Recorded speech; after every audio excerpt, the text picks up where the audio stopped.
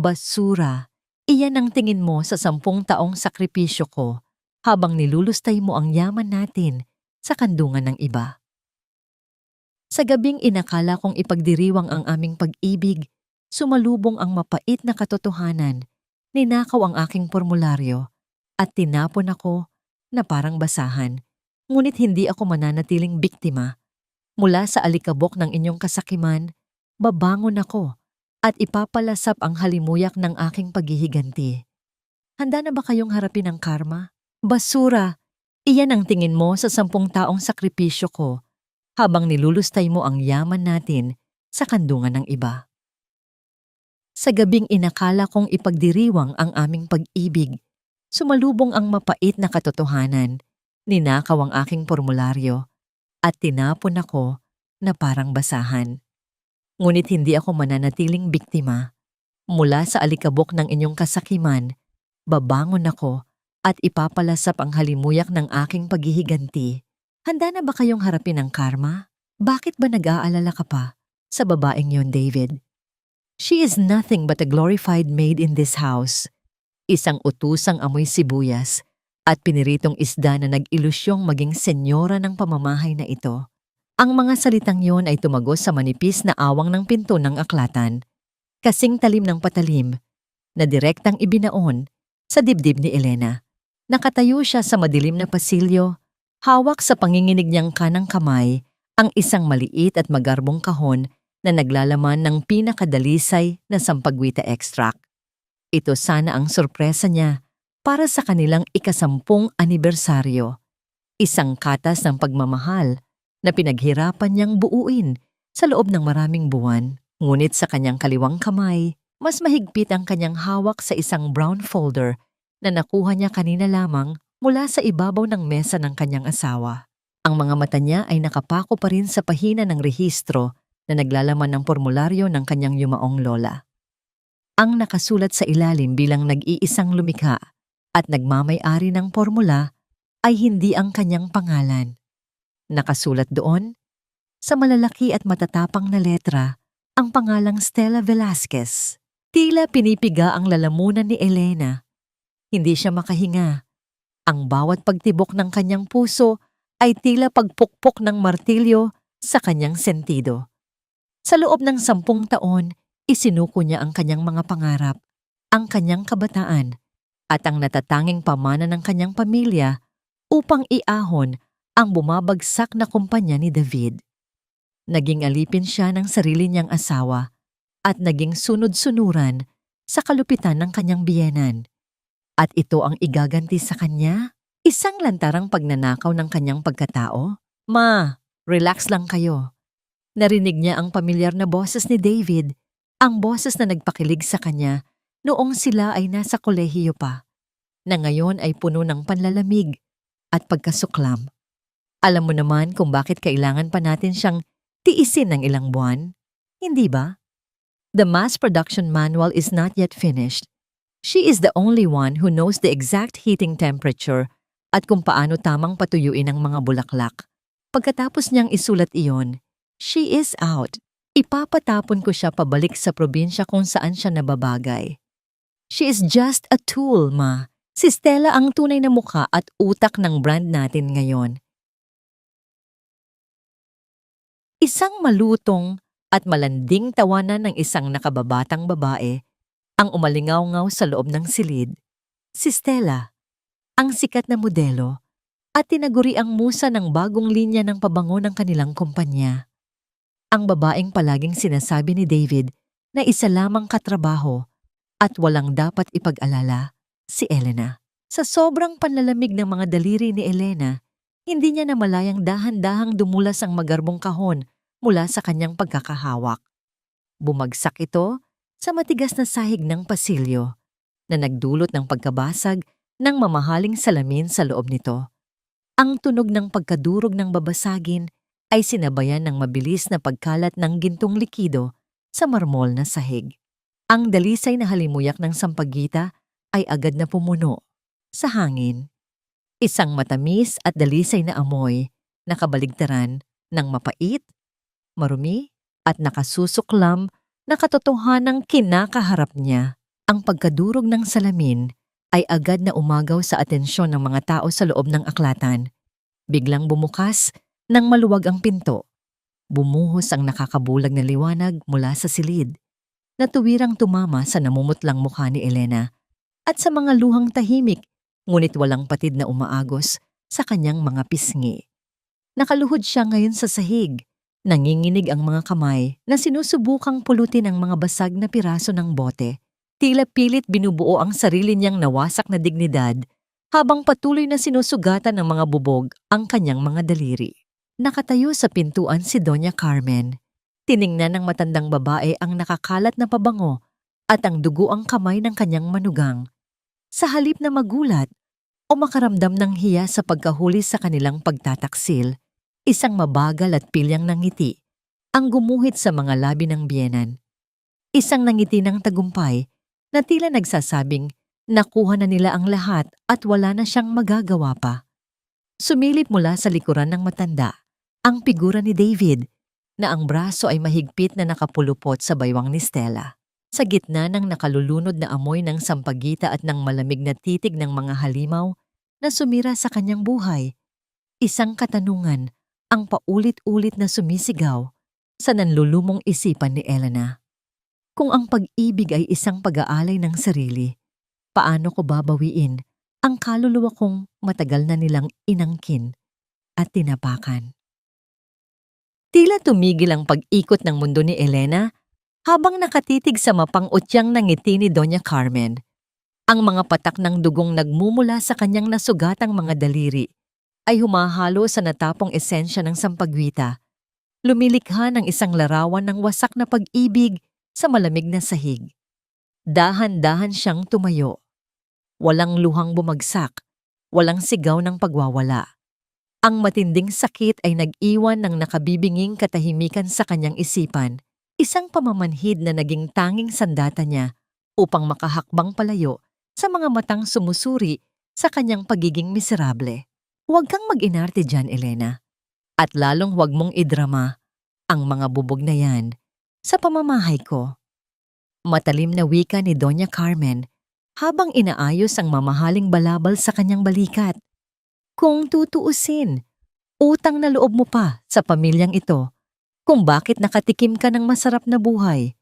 Bago ka pinakasalan ng anak ko, isa ka lamang patay gutom na nagtitinda ng sabon sa bangketa ng Laguna. Nilinis namin ang pangalan mo. Binigyan ka namin ng pamilya. Kaya kung hinihingi ng kumpanya ang formularyo ng lola mo, iyon ay maliit na pabuya lamang sa lahat ng ginastos namin sa'yo. Hindi sumagot si Elena. Tinalikuran niya ang matanda at nilagpasan ang nakatayong si David at ang nakakapit nitong kabit. Ang bawat hakbang niya patungo sa kanilang kwarto ay tila paghatak ng mga tanikala ng nakaraan. Pagkapasok sa silid na naging saksi sa kanyang mga walang katapusang sakripisyo, kinuha niya ang isang lumang canvas na bag mula sa ilalim ng kama. Hindi niya pinansin ang mga nakasabit na panggabing bestida ni hindi niya binuksan ang kahon ng mga alahas na ibinigay sa kanya ni David. Mga palamuting ginamit lamang upang iparada siya bilang isang perpektong tropeyo sa mga salo-salo. Ang tanging isinilid niya sa kanyang bag ay ang ilang pambahay na damit at ang pinakamahalagang kayamanan na hindi kailanman mabibili ng pera ni na David, ang luma at naninilaw na talaarawan ng kanyang lola na naglalaman ng mga orihinal na sukat ng kanilang mga formula. Nang makalabas siya ng kwarto, nakatayo si David sa tapat ng hagdan, nakapamulsa at tila naiinis sa inaasal ng kanyang asawa. Hinarang ng lalaki ang kanyang daan, nakataas ang isang kilay na nagpapahiwatig ng pagmamaliit. Saan ka pupunta, Elena? Wala kang pera, wala kang pamilyang sasalo sa'yo. Pananakot ni David. Ang kanyang boses ay nagtataglay ng malamig na kumpiyansa ng isang taong alam na hawak niya sa leeg ang kanyang biktima. Mamamatay ka sa gutom sa labas. Look at the weather. It's pouring outside. Be practical. Bumalik ka sa kwarto mo, magpahinga ka, at bukas Bukas tatapusin mo ang mass production manual. Kapag nagawa mo yon, bibigyan kita ng sapat na pera para makapagsimula ka ulit. Huwag mong sirain ang buhay mo dahil lang sa pride. Tiningnan ni Elena ang lalaking minsan niyang pinangakuan ng walang hanggan sa harap ng altar.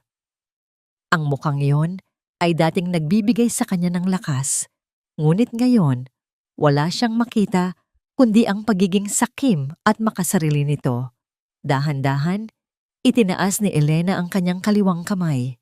Sa isang tahimik at banayad na galaw, hinubad niya ang kumikinang na singsing na platinum na sumasakal sa kanyang palasingsingan.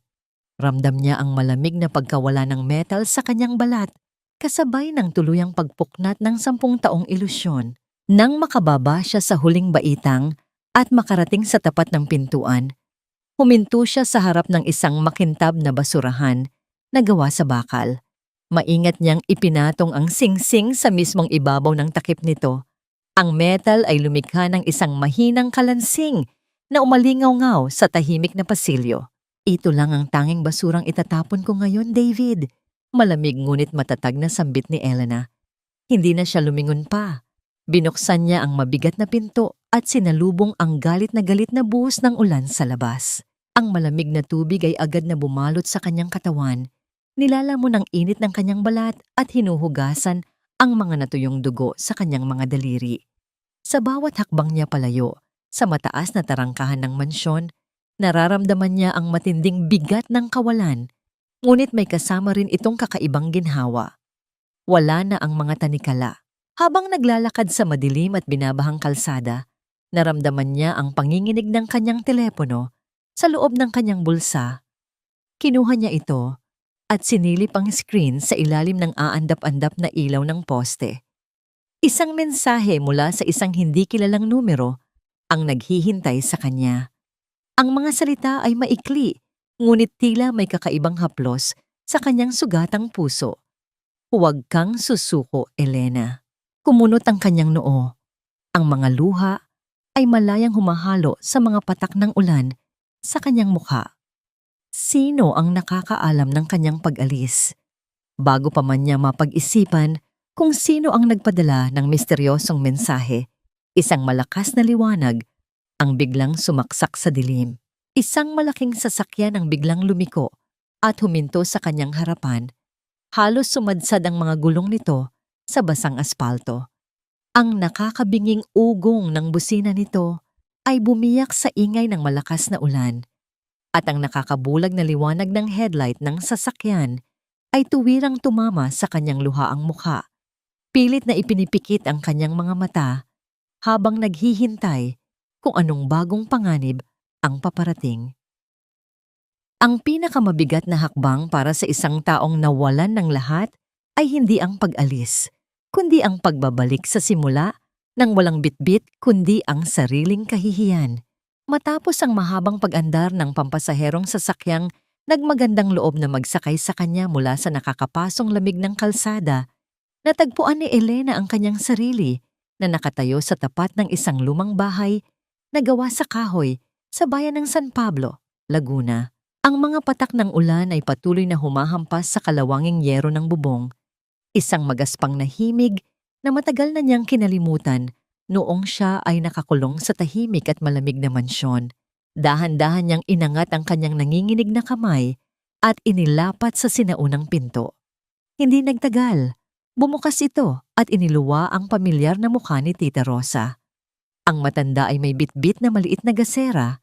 Ang liwanag nito ay nagpakita sa matinding gulat at pag-aalala sa kanyang mga matang may mga kulubot.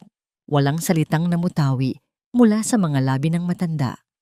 Ibinaba nito ang gasera at agarang isinabit ang kanyang mga bisig sa nanlalamig na katawan ni Elena. Sa yakap na yon, isang mainit na kanlungan na walang bahid ng panghuhusga at panunumbat, tuluyang gumuho ang matibay na pader na itinayo ni Elena sa loob ng 10 taon. Ang kanyang mga tuhod ay nanghina at sumubsob siya sa balikat ng kanyang tiyahin.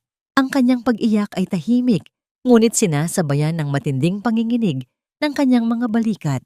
Inilalabas ang lahat ng kirot, pagsisisi, at ang mapait na katotohanan na ang pamilyang inakala niyang buo ay isa lamang malaking kasinungalingan. Nang gabing iyon, naramdaman ni Elena ang pagdampi ng isang tuyong tuwalya sa kanyang basang buhok. Maingat at banayad na pinupunasan ni Tita Rosa ang kanyang ulo. Isang simpleng galaw na nagpaalala sa kanya na mayroon pa rin siyang halaga, na siya ay isang anak na inuuwian at inaalagaan. Hindi isang utusang pinandidirihan.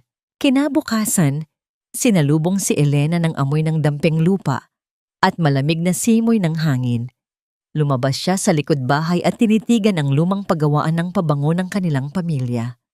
Ang mga dating makukulay na pader ngayon ay nababalot na ng lumot at alikabok. Ang mga kagamitan ay nagtatago sa ilalim ng mga sapot ng gagamba. Tila sinasalamin ng sirang istruktura ang mismong estado ng kanyang kaluluwa. Iniwan, pinabayaan, at nawalan ng halimuyak. Habang nililibot ng kanyang mga mata ang paligid, napansin niya ang isang salansan ng mga bagong sibak na kahoy na panggatong na maayos na nakapatong sa gilid ng haligi. Kumunot ang kanyang noo, nagtataka kung sino ang nagdadala nito ng napakaaga. Isang ritual na tila nagaganap bago pa man sumikat ang araw nang walang naghihintay ng pasasalamat. Ang kanyang pag-iisip ay napatigil nang mapansin niya ang isang bulto ng tao hindi kalayuan sa kanyang kinatatayuan. Isang lalaki, nakasuot ng simpleng kamiseta na may bahid ng pinatuyong putik sa mga manggas, ang tahimik na nag-aayos ng nasirang bakod na kawayan. Ang mga galaw ng lalaki ay maingat at tumpak, halatang sanay sa mabibigat at maruruming gawain. Naramdaman ng lalaki ang kanyang presensya, kaya dahan-dahan itong lumingon. Nagtama ang kanilang paningin.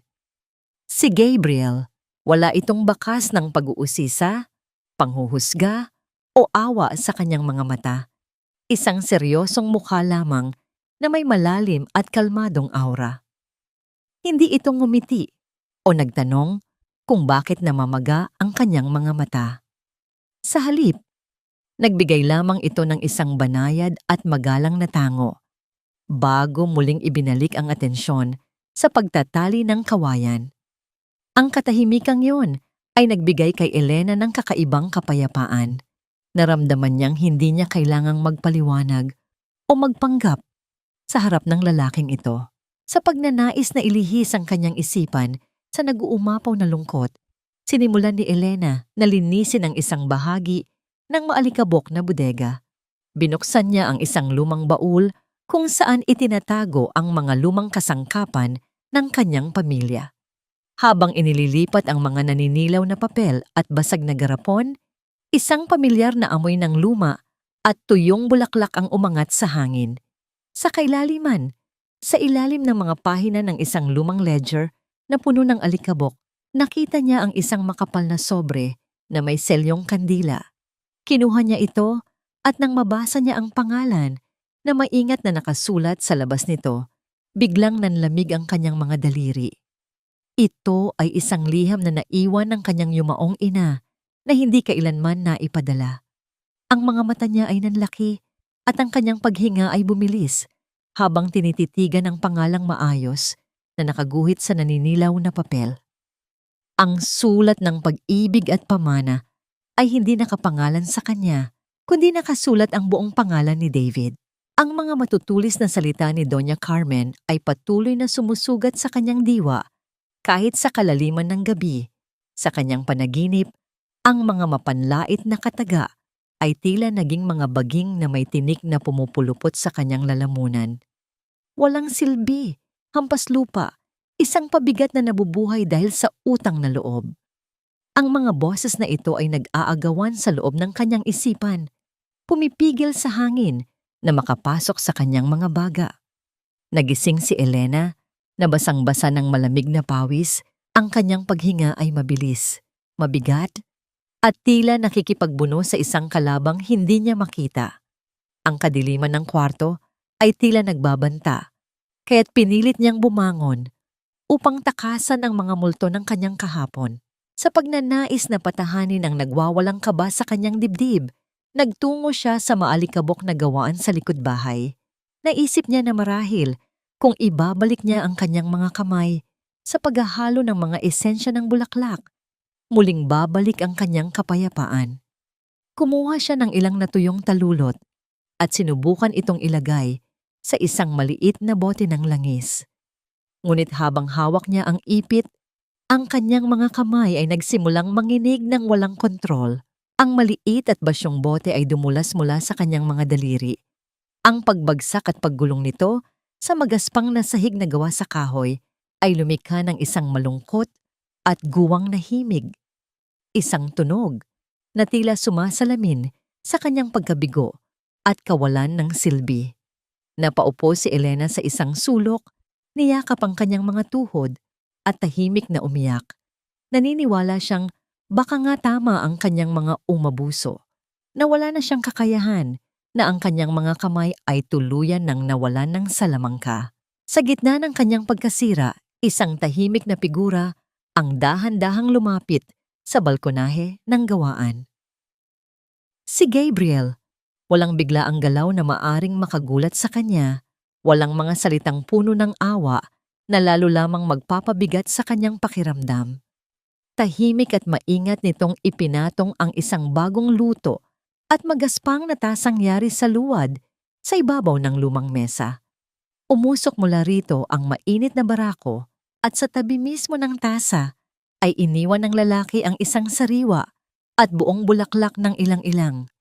Matapos matiyak na nakita ito ni Elena, nagbigay lamang si Gabriel ng isang maikling pagtango at dahan-dahang naglakad palayo upang bigyan siya ng sapat na espasyo at paggalang na kailangan niya. Maingat at nanginginig pa ring inabot ni Elena ang tasa. Pagdampi ng kanyang mga palad sa magaspang na luwad, ang init mula sa kape ay tila isang banayad na yakap na unti-unting tumagos sa kanyang nanlalamig at natatakot na balat. Idinikit niya ang gilid ng garapon sa kanyang mga labi. Ang lasa ng matapang na kape na humalo sa banayad at matamis na halimuyak ng ilang-ilang ay unti-unting nagpakalma sa kanyang nag-aalborotong paghinga. Sa bawat paghigop, naramdaman niya ang isang tahimik na paalala. Sa lugar na ito, walang humihingi ng perfection mula sa kanya. Siya ay ligtas. Ang simpleng regalong yon mula kay Gabriel ay naging isang matibay na angkla na pumigil sa kanyang tuluyang pagkalunod sa sariling takot. Nang tuluyang sumikat ang araw at magliwanag ang paligid, nakiusap si Tita Rosa na ibili siya ng asukal sa kalapit na sari-sari store. Habang naghihintay ng sukli mula sa tindera, nakuha ng paningin ni Elena ang isang sipi ng pahayagan mula sa Maynila na nakapatong sa isang kahoy na bangko. Ang kanyang puso ay tila huminto sa pagtibok nang makita ang malaking larawan sa pahina ng negosyo. Nakangiti ng buong pagmamalaki si David, mahigpit na nakaakbay sa bewang ni Stella, habang nasa likuran nila ang malalaking billboard ng kanilang bagong linya ng pabango. Ang pamagat ay nagmamalaki tungkol sa makabagong revolusyon sa halimuyak. Kinuha ni Elena ang pahayagan. Ang kanyang mga mata ay mabilis na naglakbay sa mga salitang nakalimbag. Ipinagmamalaki ni David sa panayam na natuklasan ng kanilang kumpanya ang isang makabagong paraan upang mapabilis ang produksyon ng sampagita extract sa loob lamang ng ilang araw, sa halip na hintayin ang buwanang proseso ng pagpapatuyo at pag-iimbak. Upang makamit ito, gumamit sila ng isang partikular na kemikal bilang pampabilis. Nanlaki ang mga mata ni Elena at tila naubusan siya ng dugo. Ang mundo sa kanyang paligid ay nagdilim. Ang kemikal na buong pagmamalaking ibinida ni David ay ang mismong sangkap na nakasulat sa lumang talaarawan ng kanyang lola na may malaking X na pula. Mahigpit na ipinagbawal ng kanyang mga ninuno ang paggamit ng sintetikong asidong yon, sapagkat kapag ito ay nadikit sa balat ng tao at naulanan ng init ng araw, ito ay nagiging isang nakamamatay na lason na nagdudulot ng matinding pagkasunog, pamamantal, at kakapusan sa paghinga. Hindi pa bango ang ibinebenta ng kanyang asawa sa libu-libong inosenteng tao. Sila ay nagbebenta ng lason at ang nakakakilabot na katotohanan ay tuluyan na itong kumakalat sa merkado. Sa halip na magpatalo sa nag-uumapaw na takot dahil sa nadiskubring lason na ibinebenta sa syudad, ginamit ni Elena ang matinding kabang iyon upang bumuo ng isang matatag na pasya. Hindi niya hahayaang madungisan ang dalisay na pamana ng kanyang lola. Kung lason ang inihahandog ni na David at Stella para sa pansariling kayamanan, mag-aalay siya ng tunay na lunas. Nagpasiya siyang gamitin ang natitirang kaalaman upang gumawa ng sariling sabon at langis na hindi ginagamitan ng anumang mapanirang kemikal. Pinangalanan niya itong sinag, isang patunay na mayroong unang liwanag na nagtataboy sa mahaba at madilim na gabi ng kanyang kalungkutan. Kinaumagahan, napagtanto niyang hindi siya nag-iisa sa laban na ito. Dumating si Tita Rosa kasama ang mga kababaihan sa kanilang baryo. May mga bitbit silang malalaking bilao na puno ng mga sariwang pinitas na bulaklak ng sampagita at ilang-ilang mula sa kani-kanilang mga bakuran. Ang mga ngangiti ng mga ginang ay kasing init ng sumisikat na araw. Walang sino man ang nagtanong tungkol sa mapait niyang nakaraan o kung bakit siya umuwing luhaan. Ang tanging bitbit nila ay mga kwento ng pang-araw-araw na buhay, ang pag-asa sa bukas at ang kusang loob na pagtulong upang iahon ang isa't isa. Sa bawat paghihimay nila ng mga talulot sa ilalim ng silong, ang lumang gawaan ay napuno ng sabay-sabay na tawanan at masiglang kwentuhan ng mga kababaihan. Ang himig ng kanilang mga boses at ang pagkakaisa ng kanilang mga galaw ay tila isang epektibong gamot na unti-unting nagpapagaan sa matagal nang nakadagan na bato sa dibdib ni Elena.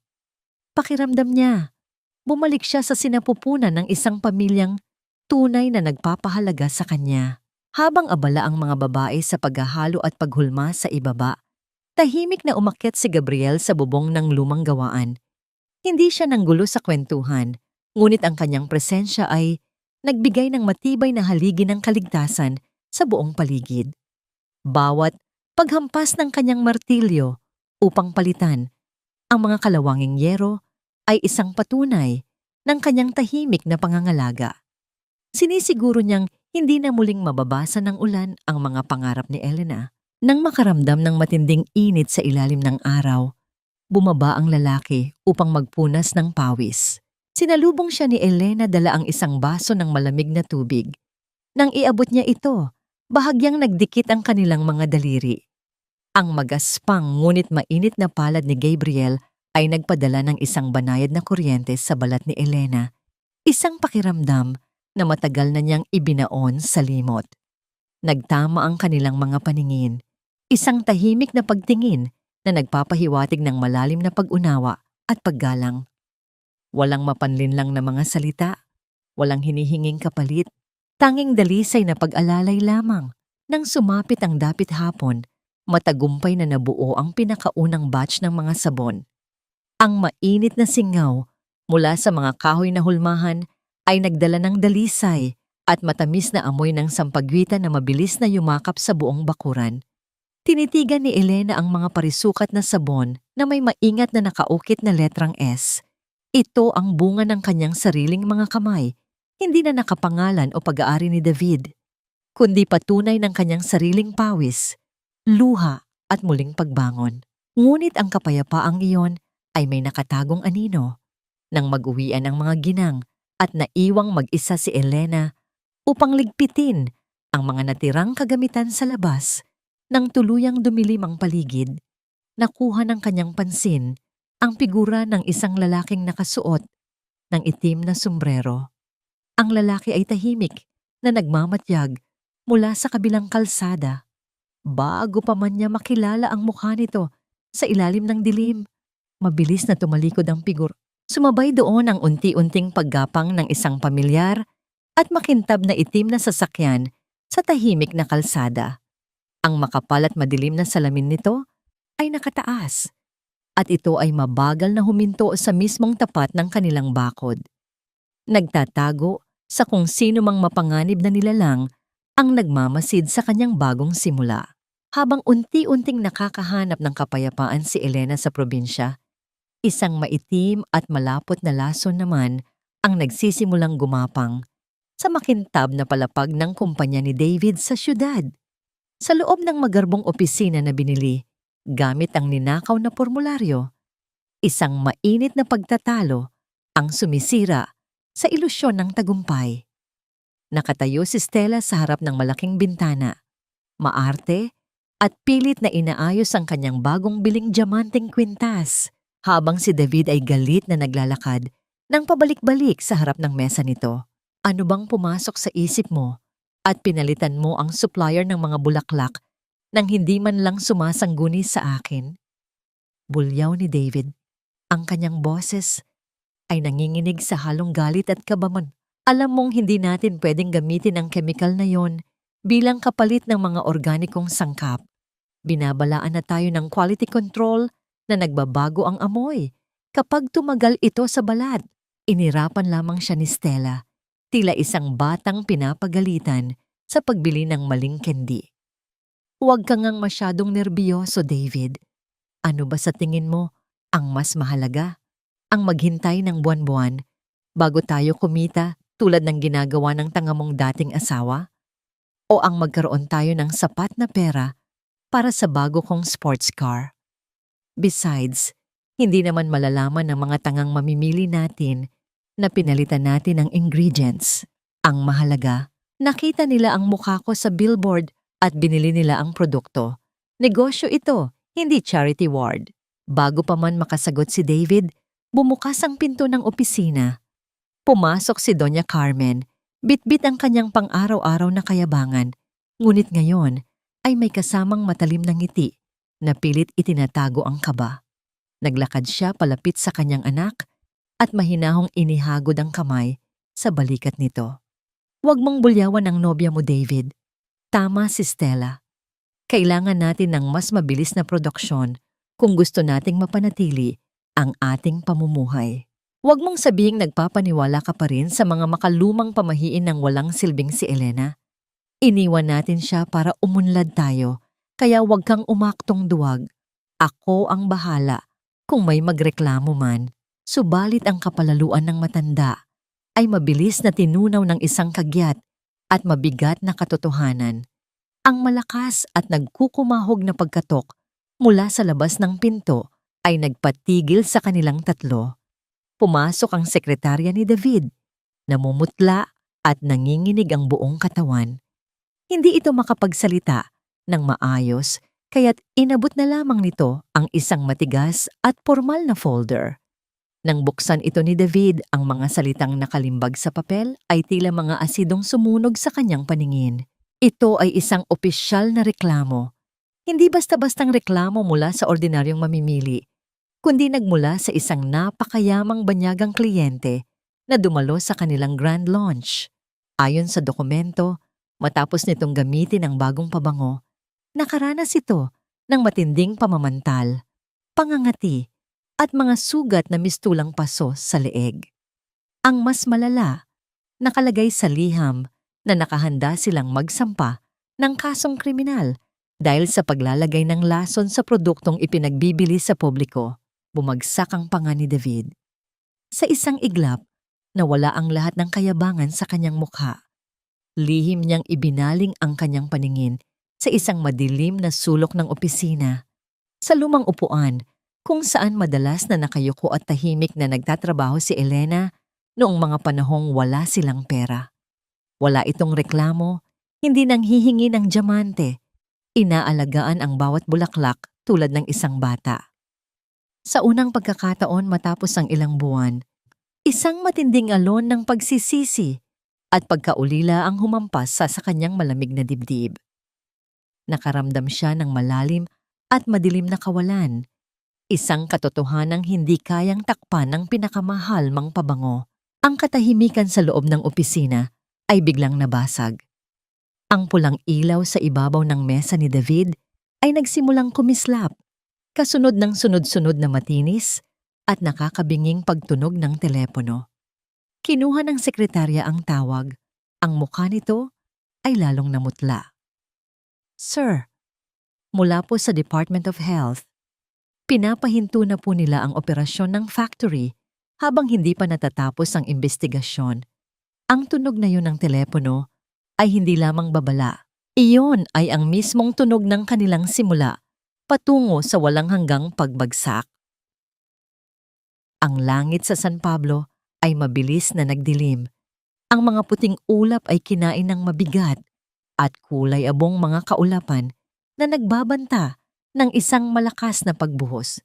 Sa ilalim ng nag-aambang unos, abala si Elena sa paglalatag ng mga huling batch ng sariwang pinitas na sampagwita sa malalaking bilao. Ito ang pinakamahalagang yugto ng kanyang proseso, ang natural na pagpapatuyo sa ilalim ng init ng araw. Ngunit bago pa man niya matapos ang kanyang gawain, ang unang patak ng ulan ay nagsimula nang dumampi sa kanyang balikat, sinundan ng mabilis at rumaragas ang buhos na tila galit na galit ang kalangitan. Hindi! Bulong ni Elena sa sarili, puno ng pagkabahala. Ang kanyang puso ay nagsimulang kumabog ng mabilis. Ang takot ay agad na pumalit sa kanyang kapayapaan. Kung mababasa ang mga bulaklak, masisira ang dalisay na katas nito at mawawala ng saysay ang ilang linggong pag-aalaga niya. Nagsimula siyang magpanik, tumatakbo pabalik-balik. Sinusubukang isalba ang mga bilao habang mabilis na binabasa ng malakas na ulan ang kanyang damit at buhok. Sa gitna ng kanyang kawalan ng pag-asa, isang pamilyar at matipuno na figura ang patakbong lumabas mula sa maliit na paggawaan ng palayok sa kabilang bahay. Si Gabriel, bitbit niya ang malalapad at makakapal na trapal na karaniwang ginagamit upang takpan ang mga bagong lutong luwad. Hindi siya nagsalita, hindi nagtanong. Ang tanging ginawa niya ay ang mabilis na paglapit at pagtulong kay Elena na salungin ang malakas na pag-ulan. Mabilis na tinatakpan ng mga bilao upang maprotektahan ang bawat talulot ng bulaklak. Sa kanilang pagmamadali, hindi napansin ni Elena ang madulas na bahagi ng putikan. Ang kanyang paa ay nawalan ng balanse at siya ay napasigaw habang dahan-dahang nawawalan ng panimbang. Halos umiyak na siya sa matinding pagkabigo. Inakala na sa isang iglap, matatapon ang lahat ng kanyang pinaghirapan. Ngunit bago pa man siya tuluyang bumagsak, mabilis na kumilos si Gabriel. Sa halip na hawakan ang kanyang katawan na maaring makapagbigay sa kanya ng pagkailang, ipinayong ng lalaki ang malapad na trapal sa ibabaw mismo ni Elena. Ginagawa itong isang pansamantalang kanlungan. Ang malakas na hampas ng ulan ay agad na napalitan ng isang mahinang kaluskos habang ang mga patak ay dumadampi sa makapal na tela. Ako na ang bahala dito, Elena. Sabi ni Gabriel sa isang mababa at kalmadong boses na tila isang pampatulog na himig sa gitna ng unos. Magpahinga ka muna. Ligtas na sila. Tumingala si Elena mula sa ilalim ng trapal. Tanging ang malapad at basang-basa na likod lamang ni Gabriel ang kanyang nakikita. Ang bawat galaw nito ay puno ng ingat at determinasyon. Ang lalaki ay ginagawa ang lahat upang protektahan ang kanyang munting pangarap. Isang sakripisyong walang hinihinging anumang kapalit. Sa sandaling iyon, ang kanyang paningin ay biglang nakatuon sa isang mahaba at kupas na pilat sa kanang braso ni Gabriel, isang marka ng nakaraan na ngayon niya lamang napansin. Matapos masiguro na ang lahat ng bilao ay ligtas na sa ilalim ng silong, lumapit si Gabriel kay Elena. Tahimik niyang inabot ang isang malinis at puting panyo mula sa kanyang bulsa. Walang salitang namutawi, tanging ang kanilang mga mata lamang ang nag-usap ng mas malalim kaysa sa anumang pangungusap. Isang pag-ibig na nagbibigay, hindi kumukuha. Isang pangangalaga na nagpapagaling, hindi nananakit. Ang matinding unos sa labas ay tila isang malayong bulong na lamang sapagkat sa ilalim ng kanilang munting kanlungan, Isang tahimik at mainit na damdamin ang nagsimulang mamukadkad. Kinabukasan, ang bayan ng San Pablo ay nagising sa isang malinis at maliwanag na umaga. Ang hangin ay puno ng amoy, ng basang lupa at sariwang bulaklak. Habang abala si Elena sa pag-aayos ng mga botelya ng langis sa maliit na mesa sa harap ng kanilang bahay, isang magara at mamahaling sasakyan ang dahan-dahang huminto sa kanilang tapat. Bumaba mula rito ang isang babaeng nakasuot ng pang-opisina. Ang kanyang buhok ay maayos na nakapusod at ang kanyang mukha ay nagpapakita ng isang seryosong ekspresyon. Lumapit ito kay Tita Rosa na nagwawalis sa bakuran at magalang na nagtanong, "Magandang umaga po. Hinahanap ko po ang gumagawa ng produktong pinangalanang Sinag. Alam niyo po ba kung saan ko siya matatagpuan?" Ang tanong ng magarang babae ay tila isang malakas na kulog na yumanig sa payapang umaga ni Elena. Ang kintab ng itim na sasakyan na tila hindi nababagay sa maputik na daan ng kanilang baryo ay naghatid ng pamilyar na kaba sa kanyang dibdib. Agad siyang umatras ng isang hakbang. Ang kanyang mga kamay ay lihim na humigpit sa gilid ng kanyang palda, handang tumakbo anumang oras. Ang bawat pagtibok ng kanyang puso ay tila isang babala. Ipinadala ba siya ni David, isang abogado? O mas malala, isang taong binayaran upang guluhin ang kanyang katahimikan? Ako po ang tiyahin niya. Bakit po ninyo siya hinahanap? Maingat at magalang na sagot ni Tita Rosa. Ang kanyang katawan ay bahagyang humarang sa pagitan ng estranghero at ng kanyang pamangkin. Isang profesional, ngunit magiliw na ngiti ang sumilay sa labi ng babae. Inilahad nito ang kanyang kamay. "Magandang umaga po. Ikinagagalak ko po kayong makilala. Ako po si Anya Reyes, isa po akong buyer para sa Hiraya Organics, isang maliit na butik sa Maynila. Nagbebenta po kami ng mga dekalidad at natural na produkto na gawang kamay lamang." Ang paliwanag na yon ay hindi nakabawas sa kaba ni Elena. Sa halip, lalo pa itong nadagdagan, Maynila. Ang salitang yon ay parang lason na muling bumuhay sa mga multo ng kanyang nakaraan. Dahan-dahan siyang lumapit, ang kanyang mga mata ay puno pa rin ng pagdududa. "Paano niyo po nalaman ang tungkol sa sinag?" Ngumiti si Miss Reyes at itinuro ang maliit na hilera ng mga sabon na nakalatag sa mesa. "Actually, I was here last week for a pottery seminar at may isang matandang ale na nagbenta sa akin ng isang piraso niyan," sabi niya, sabay turo sa sabon na may sampagita. Hindi ko na nakuha ang pangalan niya, pero sabi niya, hanapin ko lang daw ang bahay na may pinakamabangong bakuran sa buong San Pablo, at hindi nga ako nagkamali. Lumapit ang babae sa mesa. Maingat niyang kinuha ang isang piraso ng sabon. Hindi niya ito basta-basta tiningnan. Sinuri niya ito na parang isang bihasang alahero. Inamoy niya ito ng malalim. Ipinikit ang kanyang mga mata na tila ninanamnam ang bawat nota ng halimuyak. "This is incredible," bulong niya sa sarili, bago muling ibinaling ang tingin kay Elena. "The scent is pure, hindi matapang. At ang texture, alam mong hindi ito minadali. May puso sa pagkakagawa nito. May kwento." Ang mga salita ni Miss Reyes ay tila isang balsamo na humaplos sa mga sugat na iniwan ng pang-iinsulto ni na David at Doña Carmen. Sa unang pagkakataon, isang estranghero ang nakakita ng halaga sa kanyang gawa, hindi dahil sa formularyo, kundi dahil sa puso at dedikasyong ibinuhos niya rito. "Gusto sana naming mag-order sa inyo, Miss Elena," diretsong sabi ni Anya. 100 piraso ng sabong sampagwita at 50 botelya ng inyong langis. Kung magiging mabenta ito sa aming mga kliyente, nais naming gawing regular supplier ang Sinag sa Hiraya Organics. Natigilan si Elena. Ang alok na yon ay isang pangarap na natupad, isang konkretong patunay na kaya niyang tumayo sa sarili niyang mga paa. Ngunit ang pangarap na yon ay may kasamang isang nakakatakot na kondisyon.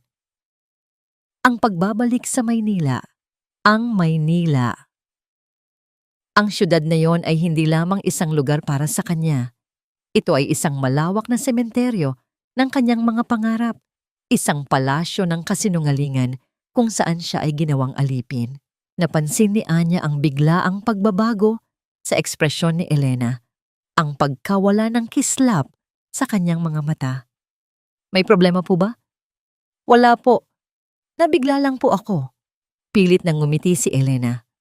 Habang sa di kalayuan, nakita niya si Gabriel na tahimik na nagmamasid mula sa kanyang pagawaan. Ang presensya ng lalaki, kahit malayo, ay nagbigay sa kanya ng isang kakarampot na lakas. I understand. Magalang na sagot ni Anya. Kumuha ito ng isang business card mula sa kanyang pitaka at maingat na inilagay sa ibabaw ng mesa. Pag-isipan niyo po, Miss Elena. Nandito lamang po ang contact details ko. I will be waiting for your call.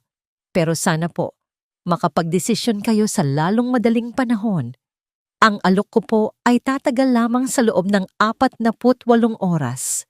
Matapos magpaalam, sumakay na si Miss Anya Reyes sa kanyang sasakyan at marahang umalis, nag-iwan ng alikabok at isang napakabigat na desisyon sa payapang umaga ng San Pablo. Tinitigan ni Elena ang makintab na business card na nakapatong sa ibabaw ng isang bar ng sabon. Ang piraso ng papel na yon ay hindi lamang isang alok. Ito ay isang sangang daan.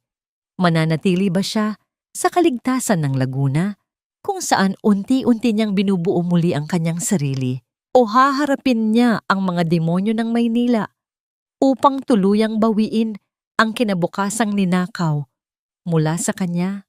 Kapkog, ang business card na iniwan ni Anya Reyes ay tila isang mabigat na batong nakapatong sa dibdib ni Elena. Paulit-ulit niya itong tinititigan. Binabasa ang mga salitang Maynila na parang isang hatol. Sa bawat pagdampi ng hangin sa kanyang balat, tila bumabalik ang malamig na pakiramdam ng mansyon, ang matatalim na tingin ni Doña Carmen at ang makasariling pagngiti ni David. Pamangkin, ito na ang pagkakataon mo, basag ni Tita Rosa sa kanyang pag-iisip. Hawak ng matanda ang isang tasa ng mainit na salabat. Hindi ka pwedeng magtago dito habang buhay. Kailangan mong harapin ang bukas, at ang bukas na yon ay nasa Maynila. Pero tita, natatakot po ako. Halos pabulong na sagot ni Elena. Ang boses ay nanginginig. Paano kung makita ko sila? Paano kung guluhin nila ako? Hindi ko pa po kaya. Niyakap ng matanda ang kanyang pamangkin. Hindi mo kailangang kayanin mag-isa. Nandito kami. At isipin mo, hindi lang ito para sa'yo. Para na rin ito sa mga babaeng tumulong sa'yo. Ang sinag ay hindi na lang sa'yo, Elena. Ito ay pag-asa na rin nila. Ang mga salitang iyon ay tumama sa puso ni Elena. Oo nga. Ang tagumpay ng sinag ay tagumpay din ng mga inang nagbigay ng kanilang oras at pagod para lamang makatulong. Hindi niya pwedeng talikuran ang pagkakataong yon dahil lamang sa sarili niyang takot. Nang gabing iyon, hindi mapakali si Elena. Lumabas siya sa likod bahay, umupo sa isang lumang bangkong kahoy sa ilalim ng puno ng ilang-ilang at niyakap ang kanyang mga binti. Tinitigan niya ang buwan, naghahanap ng sagot sa kalawakan. Isang mahinang kaluskos ang narinig niya mula sa dilim. Hindi siya natakot. Alam niya kung kaninong mga yabag iyon. Lumabas si Gabriel mula sa kanyang gawaan, bitbit ang 2 tasang luwad na puno ng mainit na tsokolate. Tahimik siyang umupo sa kabilang dulo ng bangko. Inilapag ang isang tasa sa tabi ni Elena at hinayaan ang distansya at katahimikan na magsalita para sa kanila. Mahirap bumalik sa isang lugar na minsan kang sinaktan. Basag ni Gabriel sa katahimikan. Ang kanyang boses ay malalim at banayad. Nakatingin lamang siya sa malayo. Hindi niya tiningnan si Elena. Para kang bumabalik sa isang bahay na nasunog. Alam mong abo na lang ang naroon, pero natatakot ka pa ring mapaso. Nagulat si Elena sa lalim ng pag-unawa sa mga salita ni Gabriel. Ito ang unang pagkakataon na narinig niya itong magsalita ng ganito kahaba. Paano mo nalaman?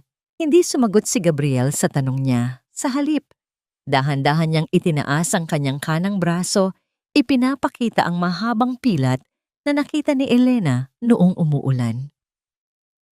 May mga sugat na naghihilom sa balat, pero ang alaala ay mananatili diyan habang buhay.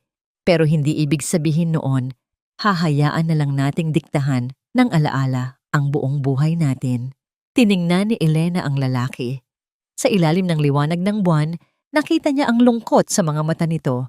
Isang lungkot na tila kapareho ng sa kanya.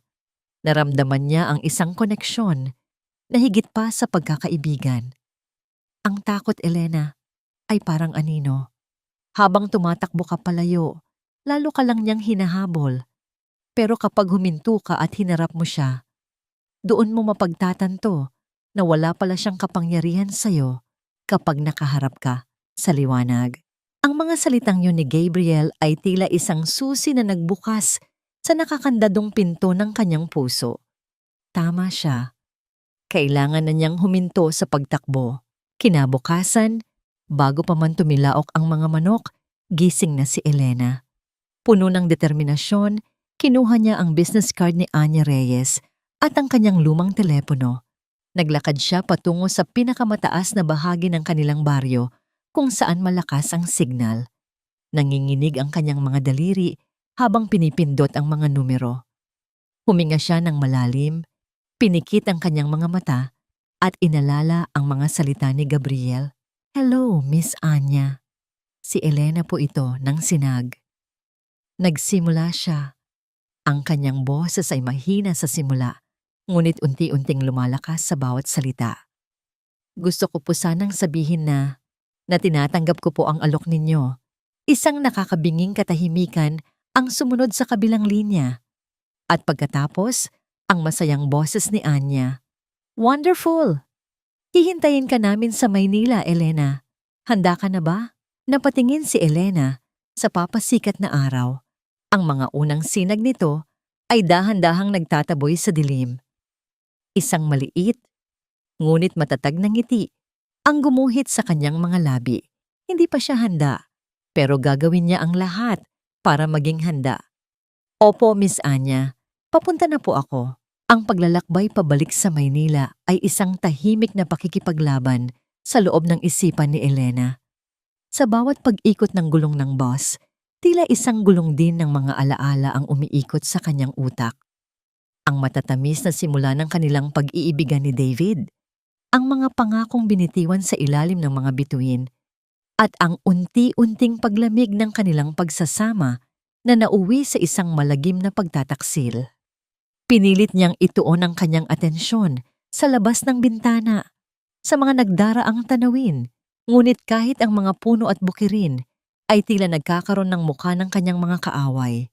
Pagdating niya sa Hiraya Organics, isang maliit ngunit eleganteng butik na nakatago sa isang tahimik na kalye sa Makati, sinalubong siya ng mainit na ngiti ni Anya Reyes.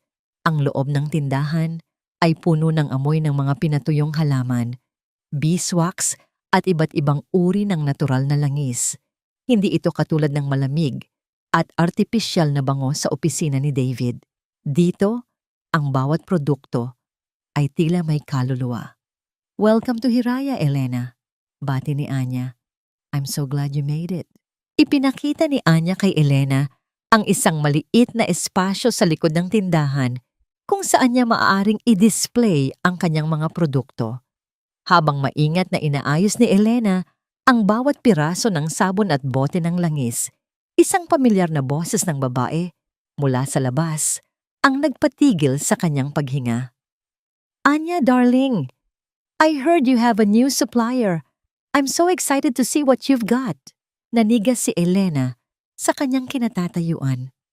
Ang boses na yon, ang maarte at matinis na boses na yon, ay pag-aari ni Mrs. Consuelo Imperial, isa sa mga pinakamayamang kliyente ni Doña Carmen at ang babaeng laging nangunguna sa pang-aalipusta sa kanya sa mga sosyal na pagtitipon.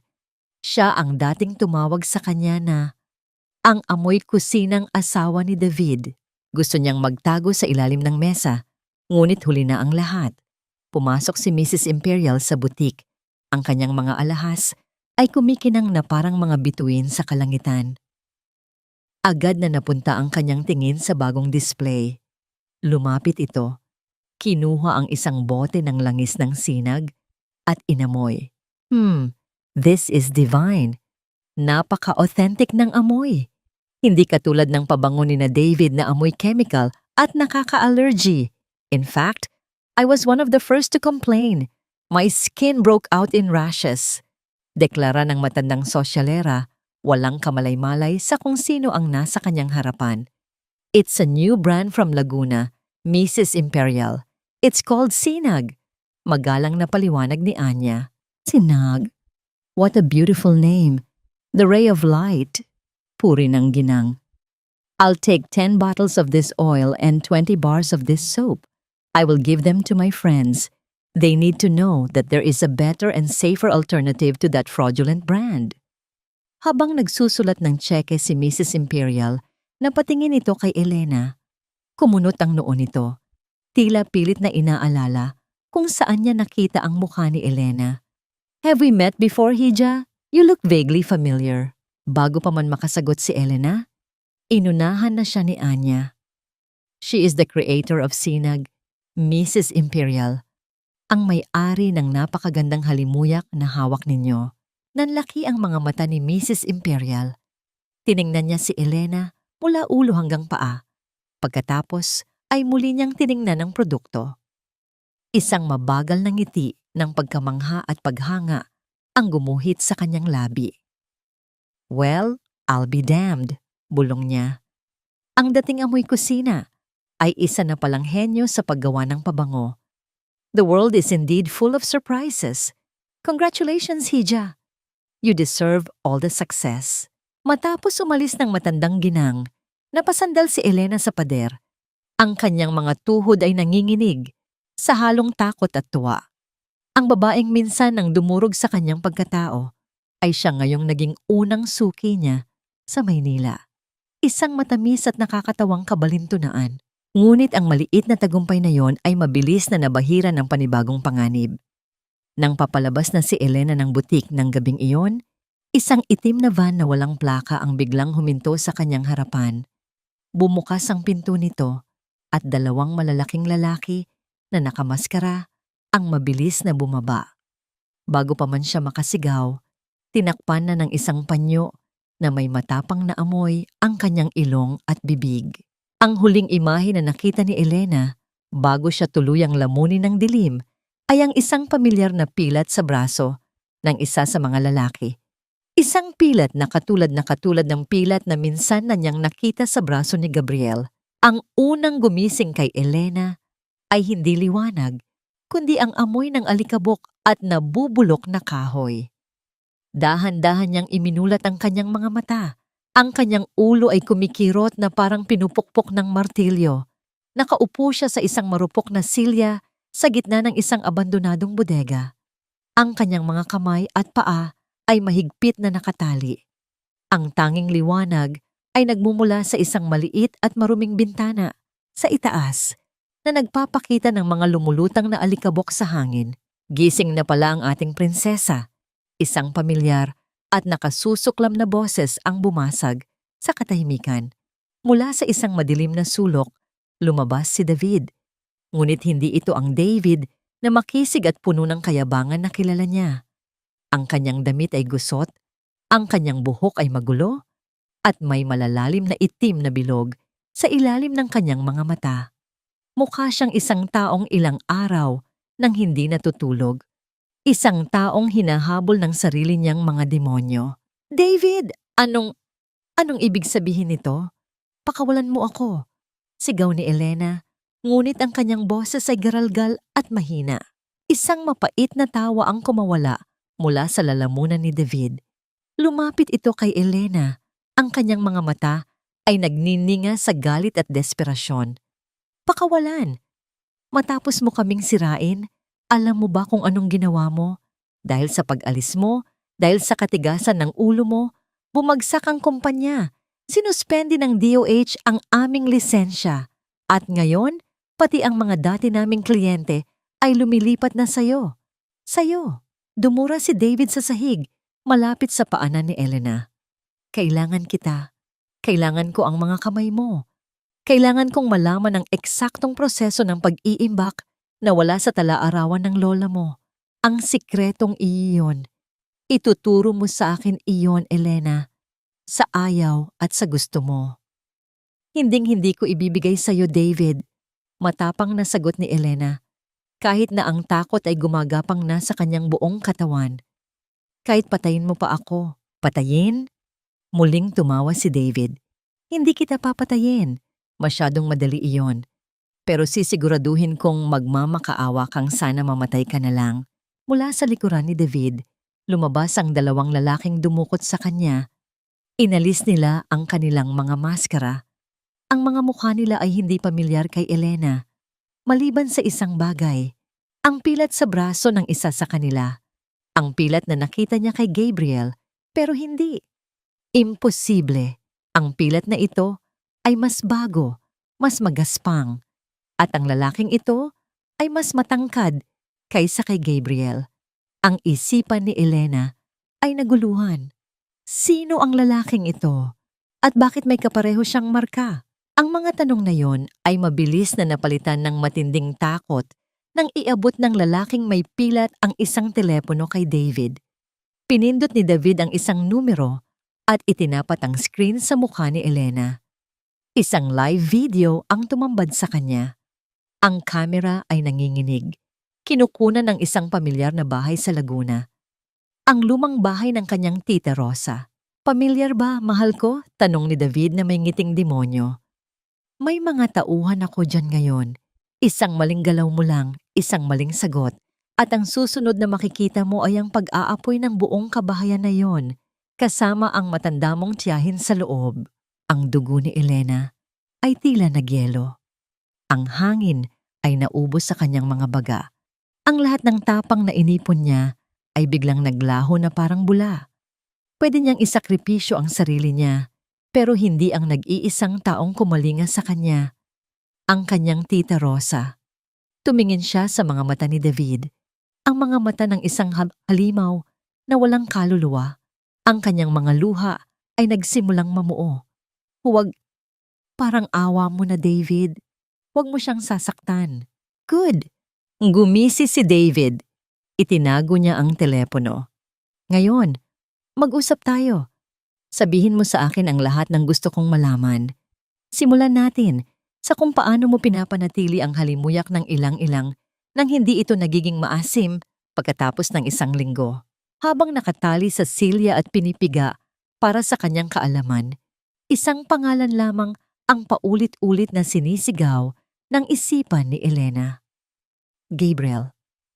Kung totoo ang hinala niya, kung ang lalaking may pilat ay may koneksyon kay Gabriel, ibig sabihin, hindi lang si David ang nagtaksil sa kanya. Pati na rin ang taong nagsimula nang maghilom sa kanyang nasirang puso. Ang sakit ng katotohanan iyon ay mas matindi pa kaysa sa mga lubid na gumagapos sa kanyang mga kamay. Ang bawat oras sa loob ng bodega ay tila isang walang katapusang paglalakbay sa impyerno. Sa ilalim ng banta sa buhay ng kanyang tita Rosa, walang nagawa si Elena kundi ang dahan-dahang isuko ang bawat sikretong itinatago ng kanilang pamilya sa loob ng maraming henerasyon. Ang tamang temperatura ng pagpapakulo. Ang eksaktong bilang ng araw ng pag-iimbak sa dilim. Ang paraan ng pagpili sa mga talulot na may pinakamataas na uri ng langis. Bawat salitang lumalabas sa kanyang bibig ay parang isang patalim na sumusugat sa kanyang kaluluwa. Isang paglapastangan sa alaala ng kanyang lola. Habang si David ay abala sa masusing pagtatala ng lahat ng kanyang sinasabi, ang lalaking may pilat ay tahimik lamang na nagmamasid sa isang sulok. Ang kanyang mukha ay walang emosyon. Samantala, sa tahimik na bayan ng San Pablo, isang kakaibang kaba ang gumambala sa umaga ni Gabriel. Karaniwan, sa pagsikat pa lamang ng araw, naririnig na niya ang mahinang kalansing ng mga bote mula sa gawa ni Elena. Ngunit ng araw na yon, isang nakabibinging katahimikan ang bumalot sa kapitbahayan. Kumatok siya sa bahay ni Tita Rosa ngunit walang sumasagot. Tinawagan niya ang telepono ni Elena, ngunit direkta lamang itong napupunta sa voicemail. Ang kanyang pag-aalala ay naging isang matinding takot. May kung anong bumubulong sa kanyang isipan na may masamang nangyari. Mabilis siyang nagtungo sa kanyang paggawaan, binuksan ang isang lumang baul na nakatago sa ilalim ng kanyang mesa at kinuha mula roon ang isang kupas na leather jacket at isang maliit, itim na telepono na hindi niya nagamit sa loob ng maraming taon. Sa kabilang dako, sa isang maliit na apartment sa Maynila, nagising si Anya Reyes na may mabigat na pakiramdam. Gabi na nang umalis si Elena sa kanyang butik, ngunit hanggang ngayon ay hindi pa rin ito nagpapadala ng mensahe na nakauwi na ito ng ligtas.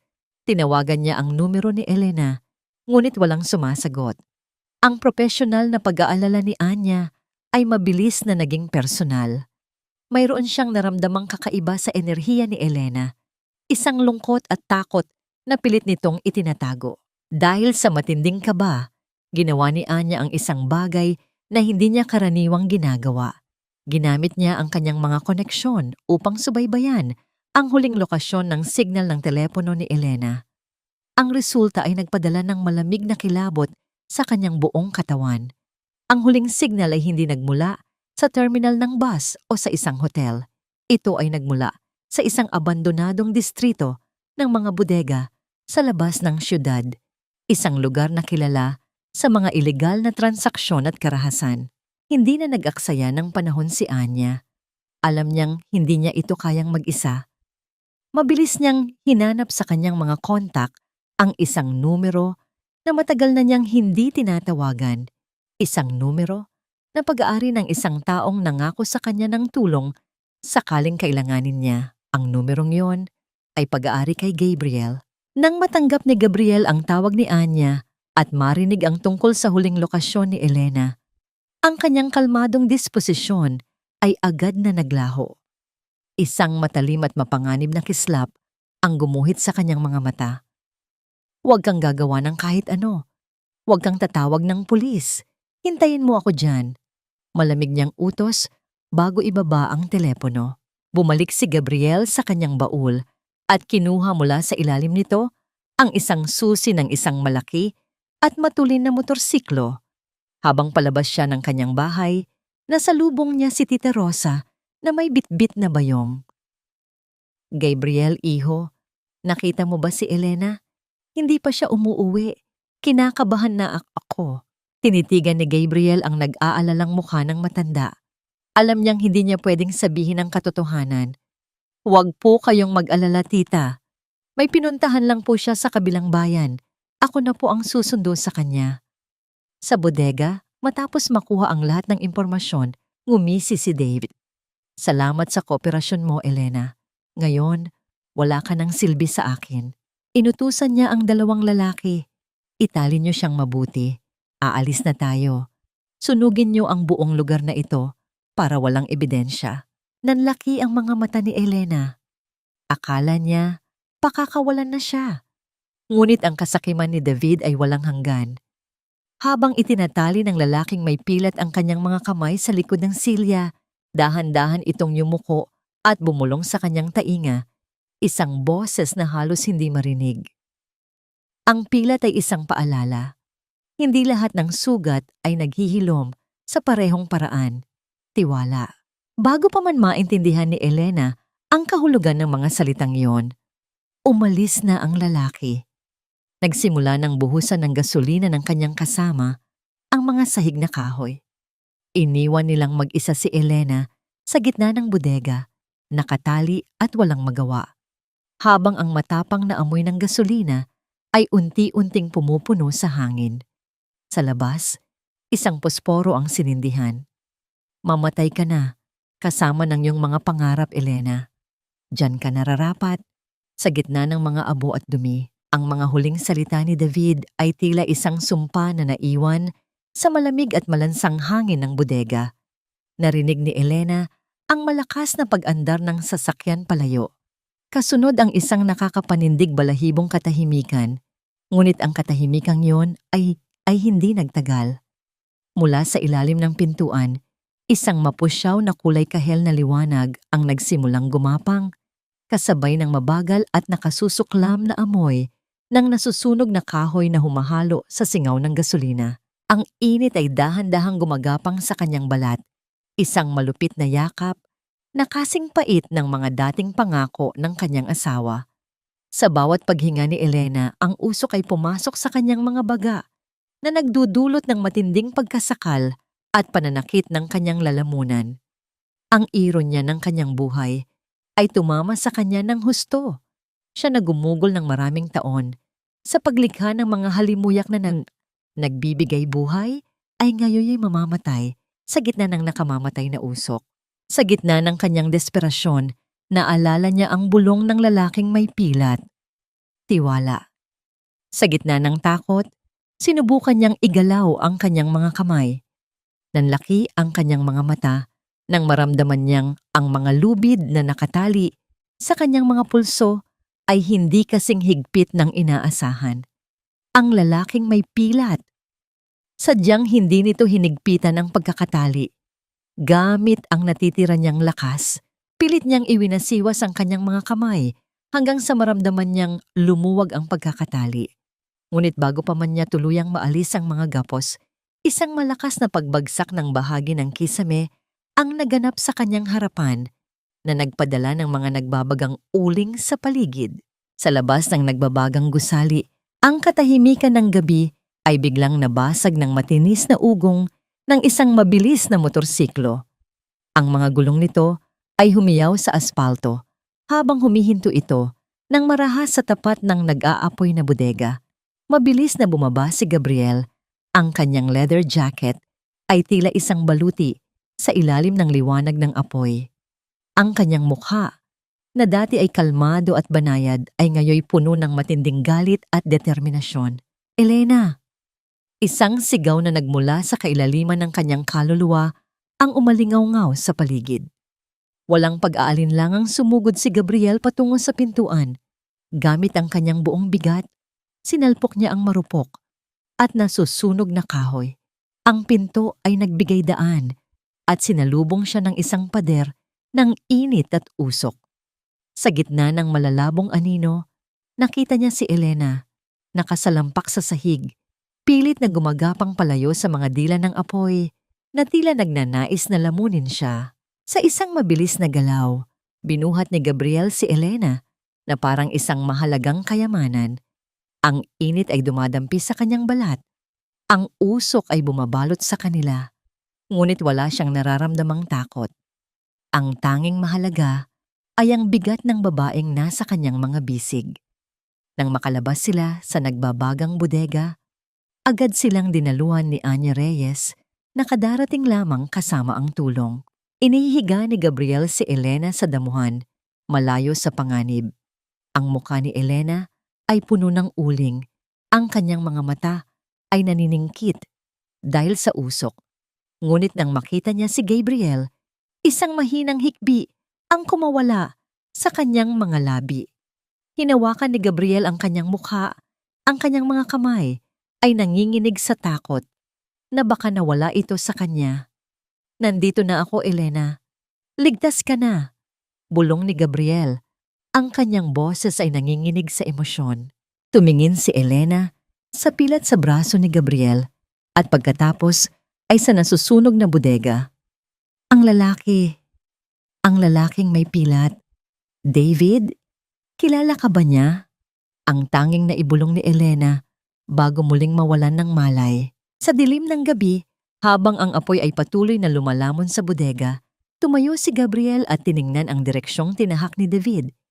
Ang kanyang mga kamao ay mahigpit na nakakuyom, ang misteryo ng kanyang nakaraan at ang koneksyon niya sa mga tauhan ni David ay tila isang lason na nagsimulang kumalat. Sa kabilang banda, si David, na akalang tapos na ang lahat, ay nakatanggap ng isang tawag. Hindi ito mula sa kanyang mga tauhan, kundi mula sa isang boses na hindi niya inaasahang maririnig muli. Isang boses na nagmula sa taong akala niya ay abo na. Kasi ang bawat paghinga ni Elena ay tila paghigop ng bubog sa kanyang lalamunan. Ngunit ang masidhing sakit ng katawan ay unti-unting nadaig ng init na nagmumula sa kanyang kanang kamay. Dahan-dahan niyang iminulat ang kanyang mga mata. Ang puti at malinis na kisame ng ospital ang bumati sa kanya. Kasunod ang amoy ng gamot at kalinisan na pilit na nagtataboy sa malansang amoy ng usok at gasolina mula sa kanyang alaala. Sa tabi ng kanyang higaan, nakaupo si Gabriel. Ang kanyang ulo ay nakayuko. Ang kanyang mga kamay ay mahigpit na nakahawak sa kamay ni Elena habang siya ay natutulog sa pagod. Ang dating malinis niyang mukha ay may mga gasgas at bakas ng itim na uling. Sa sandaling iyon, ang takot ni Elena ay naglaho, pinalitan ng isang matinding pagmamahal na ngayon lamang niya lubos na naunawaan. Ngunit ang imahe ng pilat sa braso ng dumukot sa kanya ay muling pumasok sa kanyang isipan. Tila isang tinik na ayaw magpahilom. "Gabriel!" Mahinang tawag ni Elena. Agad na nagising ang lalaki. Ang kanyang mga mata, na dati ay puno ng kapayapaan, ay nagpakita ng matinding lunas at pighati. "Elena, salamat sa Diyos, gising ka na. Huwag kang masyadong gumalaw. Kailangan mong magpahinga." Huminga ng malalim si Elena. Ang kanyang mga mata ay direktang nakatitig sa mga mata ni Gabriel. "Sino ka ba talaga, Gabriel? Bakit ang lalaking katuwang ni David sa pagdukot sa akin ay may katulad mong marka sa braso? Bakit pakiramdam ko ay may bahagi ng buhay mo na hindi ko kilala?" Isang mahabang katahimikan ang namayani sa silid. Tanging ang mahinang tunog ng monitor sa tabi ng kama ang maririnig. Ang bawat tibok nito ay tila isang pagbibilang sa pagitan ng pagtitiwala at pagdududa. Ibinaling ni Gabriel ang kanyang tingin sa bintana kung saan ang mga ilaw ng syudad ay kumukutitap sa dilim. Ang pangalan niya ay Mateo. Simula ni Gabriel, ang boses ay puno ng pait. "Kapatid ko siya. 10 taon na ang nakalilipas, ang pamilya ni David, ang kanyang ama, ay sinira ang aming kabuhayan sa Laguna. Ginamit nila ang kapangyarihan nila para agawin ang lupain namin kung saan naroon ang aming mga taniman ng bulaklak. Ang tatay namin, hindi niya kinaya ang kahihiyan at pait, kaya iniwan niya kami." Humarap si Gabriel kay Elena. Ang kanyang mga mata ay nagniningning sa luha. Pumasok si Mateo sa kumpanya ni David para maghiganti mula sa loob. Siya ang mata ko doon. Noong nalaman niyang kukunin ka ni David, sinabihan niya ako, "Ang pilat na nakita mo ay marka ng aming pagkakasundo. Hindi ka niya sasaktan, Elena. Pinrotektahan ka niya sa paraang alam niya. Kaya ko pinili ang katahimikan sa San Pablo dahil ayokong madamay ka sa gulong ito." Ang pag-amin na yon ay tila isang malakas na alon na humampas kay Elena. Ang lalaking akala niya ay isang simpleng magpapalayok, ay isang taong may pasan-pasanding mabigat na krus ng nakaraan. Ngunit sa halip na magalit, naramdaman ni Elena ang isang mas malalim na koneksyon. Pareho silang biktima, parehong nasira at parehong naghahanap ng liwanag. Habang nagaganap ang pagtatapat sa ospital, ang kabilang panig ng Maynila ay nagliliyab sa panibagong uri ng apoy, ang apoy ng iskandalo. Ang balita tungkol sa pagkasunog ng bodega at ang mga biktima ng lason sa pabango ni David ay sumabog sa lahat ng pahayagan at telebisyon. Nakatayo si David sa gitna ng kanyang magulong opisina, tinitingnan ang mga pulis na nagbabaklas ng kanyang mga gamit. "Wala kayong karapatan! Hindi akin ang pormulang iyon! Kay Stella iyan!" sigaw ni David habang itinuturo ang kanyang nobya. "Anong ako?" bulyaw ni Stella habang mabilis na nililigpit ang kanyang mga alahas sa bag. "Ikaw ang nagpilit sa akin na pirmahan ang mga dokumento. Wala akong alam sa mga chemical na yan. Don't you dare drag me down with you, David!" Sa gitna ng kanilang pag-aaway, pumasok si Doña Carmen. Ang matanda ay tila tumanda ng 10 taon sa loob ng isang gabi. Ang kanyang mukha ay namumutla at ang kanyang mga kamay ay nanginginig. "David, kailangan nating tumakas. Ang mga investor, kinukuha na nila ang lahat. Wala na tayong bahay, wala na tayong kumpanya. Ngunit huli na ang lahat. Ang malakas na tunog ng mga yabag ng mga pulis sa pasilyo ay nagpatigil sa kanila. Sa likuran ng mga awtoridad, isang pamilyar na figura ang lumabas mula sa dilim. Hindi si Elena, kundi ang lalaking may pilat, si Mateo. Tapos na ang laro, David. Malamig na sabi ni Mateo. Nakuha na namin ang lahat ng ebidensya mula sa loob at may isa pang taong gustong kumausap sa'yo. Ibinigay ni Mateo ang kanyang telepono kay David. Ang screen ay nagpakita ng isang live video. Si Elena, na nakaupo sa kanyang kama sa ospital, ay nakatingin ng diretso sa kamera. Ang kanyang mukha ay wala ng bakas ng takot. Ang kanyang mga mata ay naglalabas ng isang liwanag na kasing ningning ng araw. Hindi ako abo, David, sabi ni Elena. Ang boses ay matatag at puno ng dignidad. Ang halimuyak ng katotohanan ay hindi kailanman mabubura ng apoy. Handa ka na bang harapin ang iyong karma? Bago pa man makasagot si David, isang malakas na tunog ng pagkabasag ng salamin ang narinig mula sa likuran. Isang hindi kilalang tao ang biglang pumasok sa silid. Bit-bit ang isang envelope na kulay itim.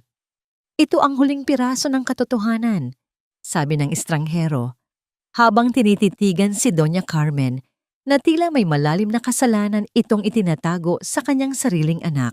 Ang bawat kasinungalingan, gaano man ito kiningning at kabango, ay may nakatagong baho na kalaunan ay aalingasaw rin sa loob ng opisina ni David.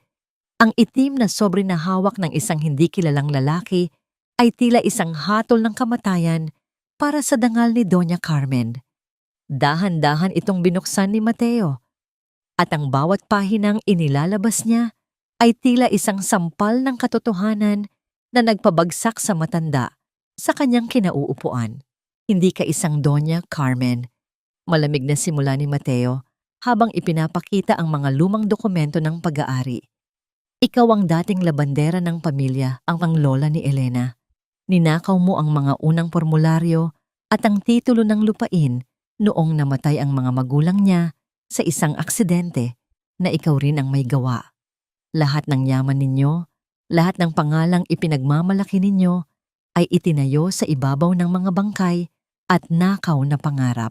Ang mukha ni David ay naging kasing puti ng papel.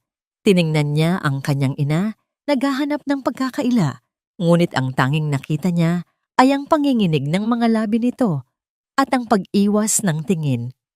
Ang mundo ni David ay tuluyang gumuho. Ang lahat ng kanyang isinakripisyo, ang lahat ng taong kanyang tinapakan ay para lamang sa isang pangalang huwad. Sa huling pagkakataon, pumasok ang mga pulis at pinusasan ang mag-ina, si Stella, sa kabilang dako.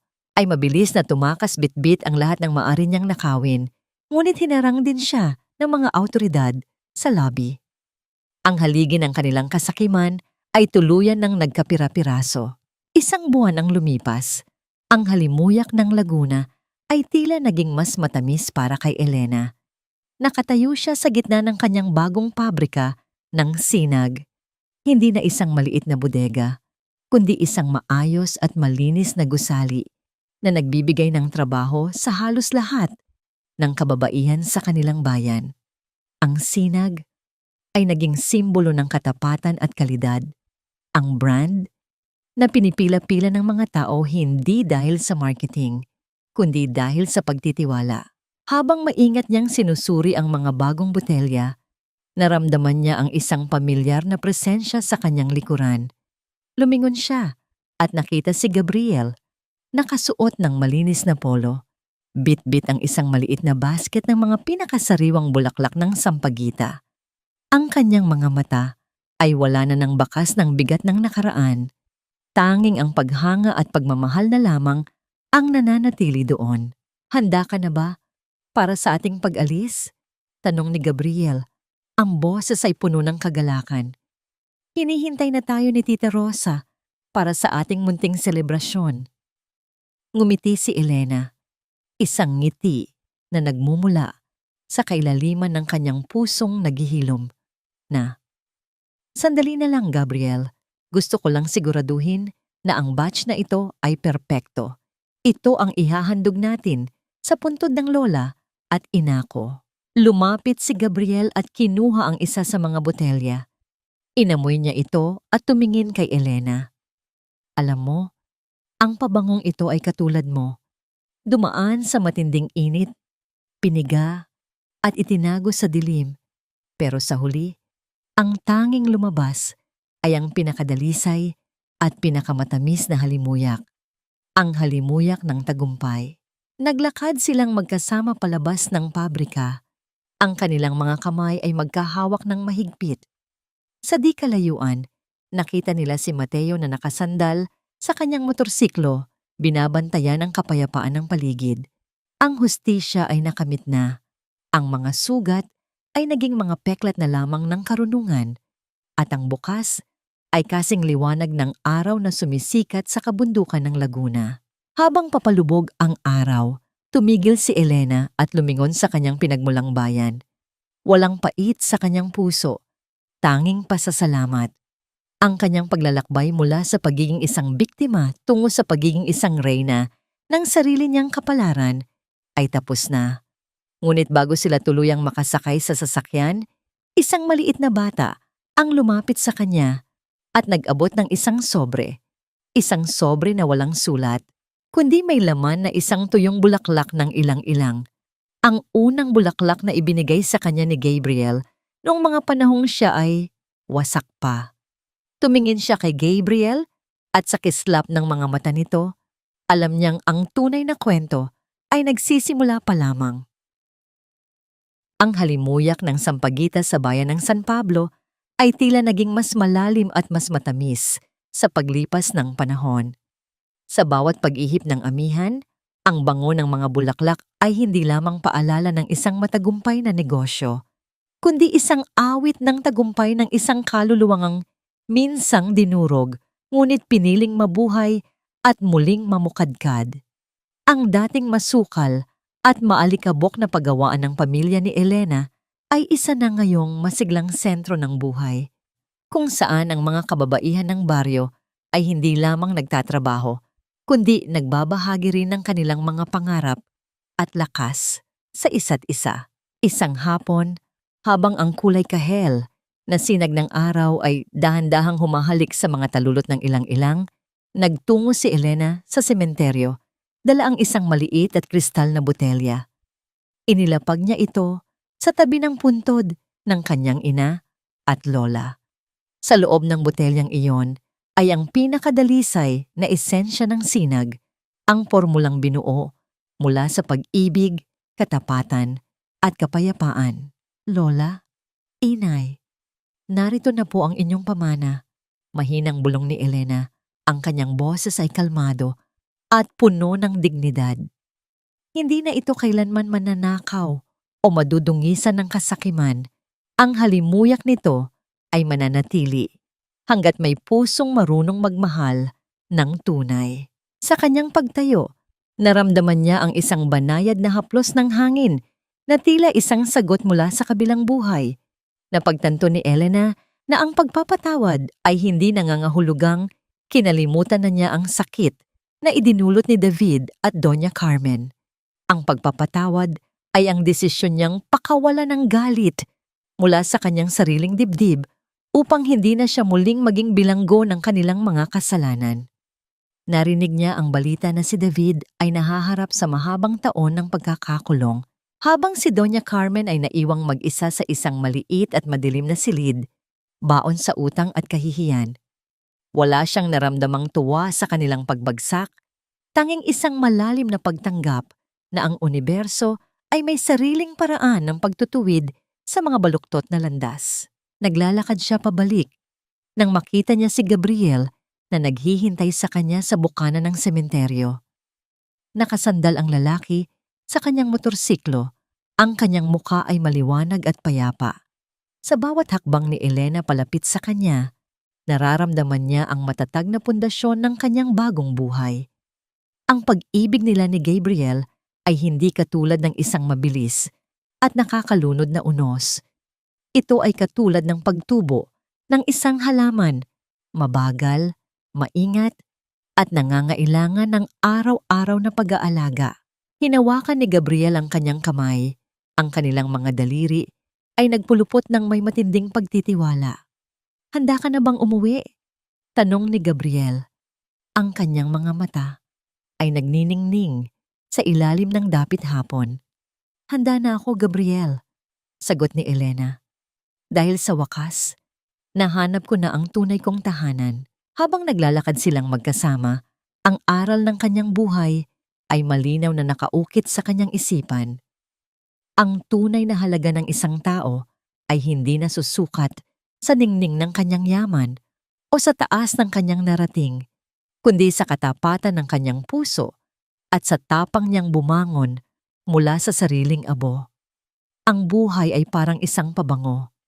Kailangan mong dumaan sa matinding init at pagpiga upang mailabas ang iyong pinakamagandang katangian.